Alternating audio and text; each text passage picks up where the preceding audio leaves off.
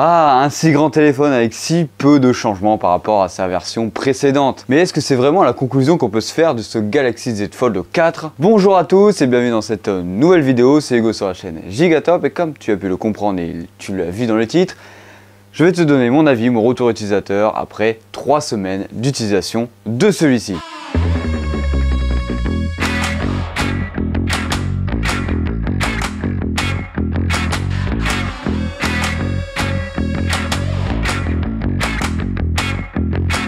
Avant d'aller plus loin, n'hésite pas à t'abonner et à liker, ça fera toujours plaisir à la chaîne. Alors avant de vous faire cette vidéo, j'attendais une mise à jour de Samsung sur mon téléphone.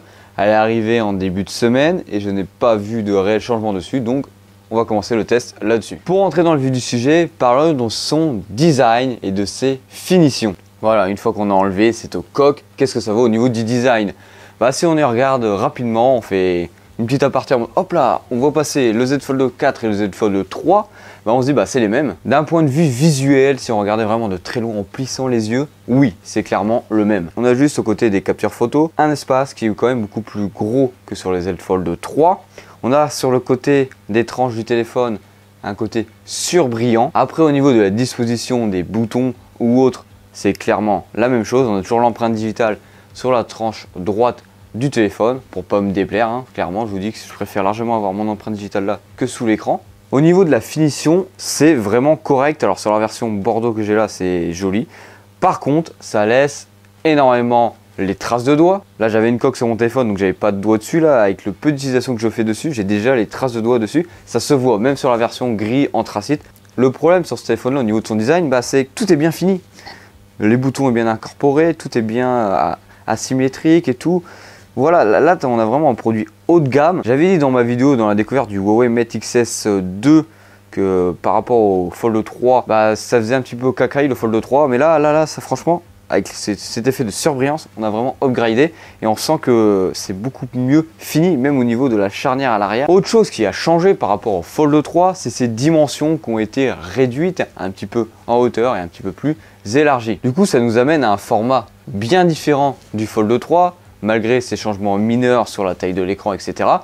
Je me suis surpris à utiliser plus souvent la face avant du téléphone plutôt que le téléphone ouvert. Alors que sur le Fold 3, j'ouvrais systématiquement le téléphone. Dû au fait que ce téléphone, quand même, quand tu l'ouvres, il se rapproche beaucoup plus d'un téléphone classique qu'auparavant. Et tu vas me dire pourquoi j'utilisais pas trop le Fold 3 en ce format là, c'était que le clavier il était trop petit, mon doigt il appuyait sur toutes les touches même si j'ai pas un doigt de maçon, alors que là c'est beaucoup plus simple, ok je touche encore des touches, mais l'utilisation est quand même beaucoup plus facile sur l'écran externe. Pour continuer sur l'utilisation de celui-ci, quand on ouvre l'écran, on a un format du coup différent et c'est agréable d'avoir ce format là. Si c'est la première fois que tu utilises le Fold 4 ou que tu vas le voir en magasin, je sais pas si tu vas pouvoir te rendre compte de la différence qu'il y avait entre le Fold 3 et le Fold 4 dans l'utilisation quand l'écran est ouvert. C'est pas du tout pareil, malgré un simple petit 2-3-4 mm en plus. Franchement ça change vraiment tout si tu as déjà utilisé des téléphones pliants auparavant. Pour continuer dans l'utilisation, alors ceux qui l'ont précommandé, vous pouvez acheter bien sûr, c'est qu'on a reçu une coque,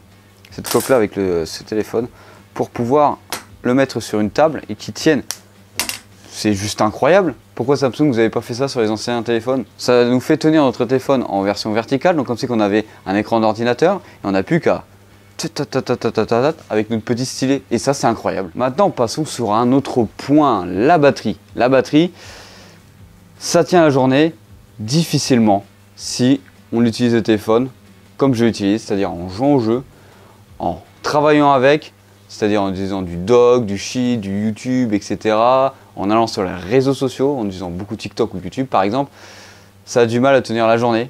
Je suis obligé d'aller le recharger de temps en temps pour que je puisse finir la journée. Par exemple, je vais aller voir tout de suite sur mes 7 derniers jours. On en est où? On en est où sur l'utilisation de ce téléphone? Allons sur la journée où je suis resté le plus longtemps sur mon téléphone, en tout cas où l'écran est resté le plus longtemps allumé. On est resté 8h19 d'écran allumé. Mais il faut savoir qu'à 19h, j'ai rechargé mon téléphone pour finir la journée. Car je n'avais plus de batterie, j'étais à 10%. Alors que j'ai fait une utilisation de 2 heures de Clash Royale par exemple, de 1 heure de YouTube, d'1 heure de Snapchat, 45 minutes de Twitter, 43 minutes de TikTok. Passons sur une autre journée, par exemple, la journée du 3 septembre. Je suis resté sur mon écran 6h21. On peut voir que j'ai commencé à recharger mon téléphone à partir de 18h environ. Et je suis resté 1h43 toujours sur Clash Royale. Donc on voit que je joue beaucoup sur ce téléphone dès qu'il y a l'occasion. 55 minutes sur Snapchat, 52 minutes sur Twitter, 49 minutes sur TikTok, 24 minutes de Brave, etc., etc. Maintenant, passons sur une journée où j'ai beaucoup moins joué. Je suis resté 5h44 d'écran allumé, mais il me restait à la fin de journée à peu près 20%. Vous pouvez voir que j'ai fait 1 heure de Snapchat, 41 minutes sur mon navigateur, en gros sur Brave, 21 minutes de Spotify, 33 minutes de TikTok, un petit peu de Clash Royale, 30 minutes. Là, on était un petit peu plus sérieux sur cette journée. Donc, on voit que si on a une utilisation polyvalente avec du jeu, des réseaux sociaux, on a du mal à finir la journée avec ce téléphone. En plus, comme je t'ai dit au début de cette vidéo, je suis pas comme avant où j'utilisais tout le temps mon téléphone en format ouvert, écran ouvert. Là, je suis plus sur une utilisation polyvalente. Ouvert, fermé, où j'utilise l'écran externe en plus, alors que sur le Fold 3, je l'utilisais pas du tout. Bon, c'est pas mauvais hein, par rapport au Fold 3, hein, c'est exactement la même chose. Dans l'utilisation de celui-ci, je vois pas du tout la différence sur la batterie. Je me dis pas, ah là, il tient plus la batterie. Non, c'est pareil. Peut-être à voir dans les mises à jour qui devraient suivre dans les mois à venir par Samsung si ça se modifie, mais pour l'instant, c'est limite. Putain,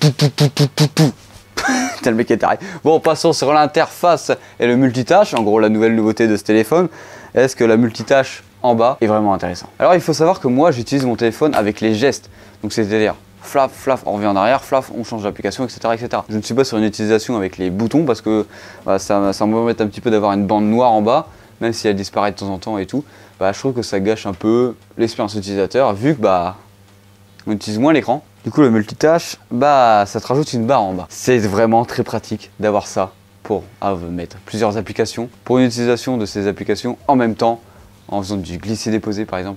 Si je veux transférer un fichier sur Swiss Transfer, en gros, oui, transfert, mais Swiss Transfer, c'est beaucoup plus simple. Tu slides, hop, ça se télécharge. Comme c'est qu'on était sur un PC Windows avec un multiscreen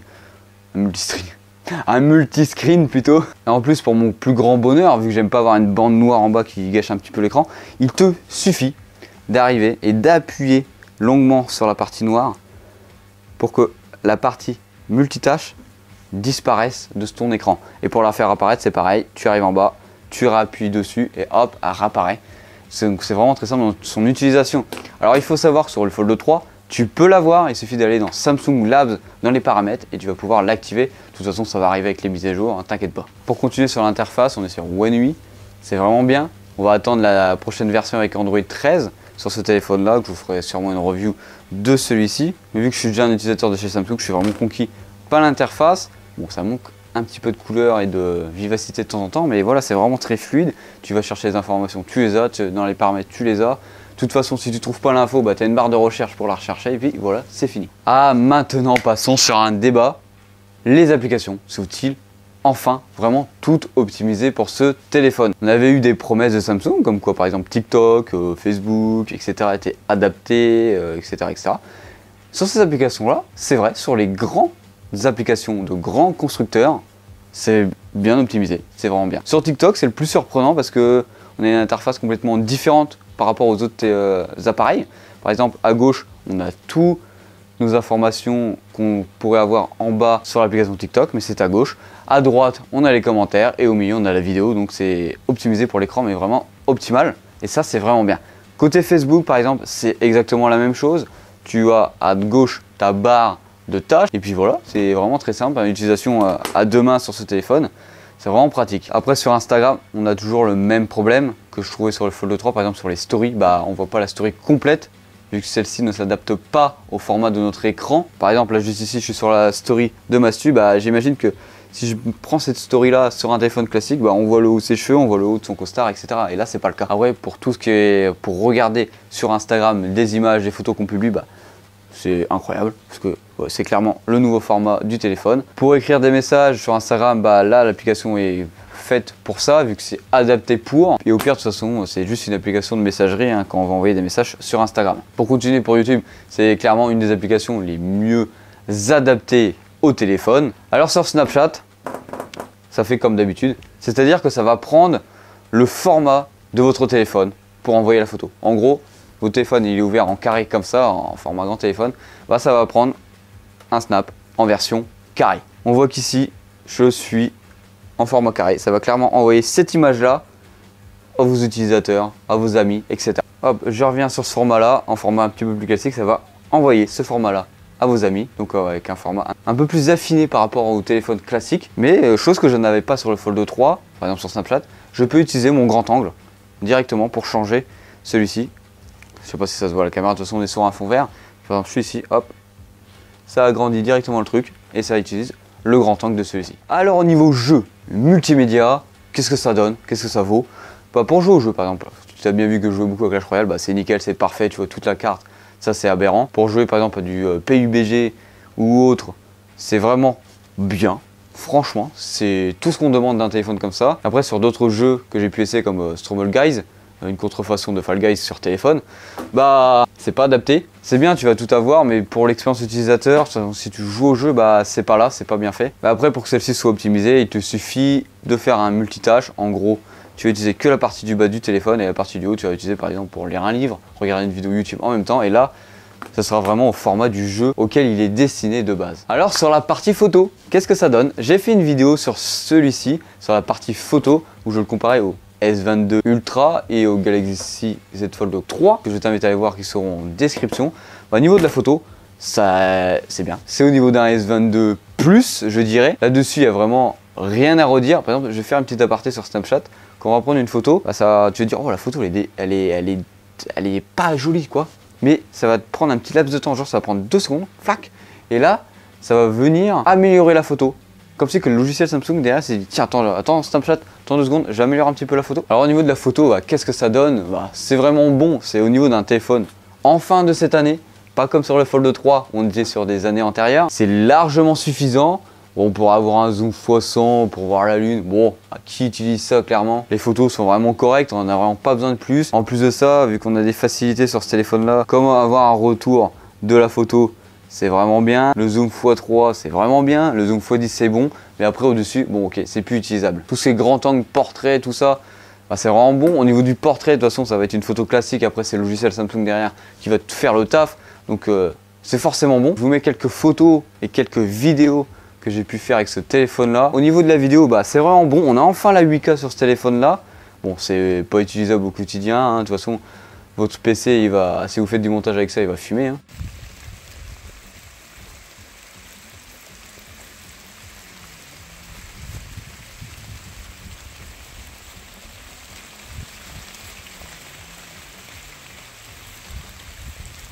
Quand tu es en vidéo, le micro de celui-ci est vraiment bon. On se demande même si j'ai besoin d'un micro cravate pour parler avec celui-ci quand je me balade. Bon, c'est sûr que s'il y a du vent ou s'il y a du bruit ambiant autour, il vaut mieux avoir un micro cravate, mais c'est vraiment correct si tu veux faire de la vidéo avec. Et tu vois directement qu'il y a une différence franchement de couleur entre les deux, ça se voit à première vue comme ça. Alors bien sûr, c'est les micros des téléphones qui marchent. Dans la théorie, j'essaie de switcher entre les deux. Et on voit que sur le Fold 4, c'est quand même beaucoup plus bleu le ciel. Le ciel, non, le ciel il est plus bleu comme le Fold 3. Ça accentue la couleur et c'est un truc de ouf. Alors pour conclure sur cette vidéo, bah je suis agréablement surpris de ce téléphone.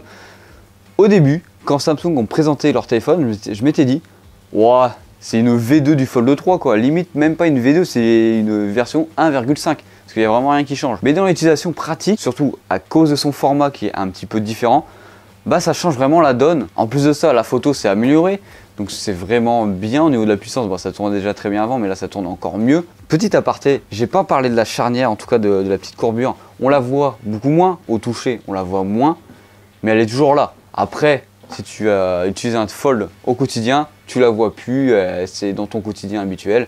Et c'est tout quoi. C'est que les gens externes qui n'utilisent pas ce téléphone là qui vont se dire hey, t'as une petite courbure là. Ça se ressent plus. Au bout d'un moment, c'est comme ceux qui habitent à côté des chemins de fer ou qui habitent en dessous d'une ligne d'aviation. Au bout d'un moment, tu n'entends plus les avions, tu n'entends plus les trains de la SNCF passer, car tellement tu es habitué. Du coup, très bon téléphone, très bien fini. Franchement, on aurait aimé un petit peu plus de changements Samsung, mais c'est vraiment bien quand même, hein, on va pas se le cacher. Hein. On aurait aimé, allez, que là, la pucelle soit quand même un petit peu mieux dessinée. Que ce soit un peu plus comme sur le S22 Ultra, où que le capteur soit clairement rentré dans le téléphone. En tout cas, j'espère que cette vidéo t'aura plu. N'hésite pas à t'abonner, à liker. Si tu as des petites questions, n'hésite pas à les mettre en commentaire.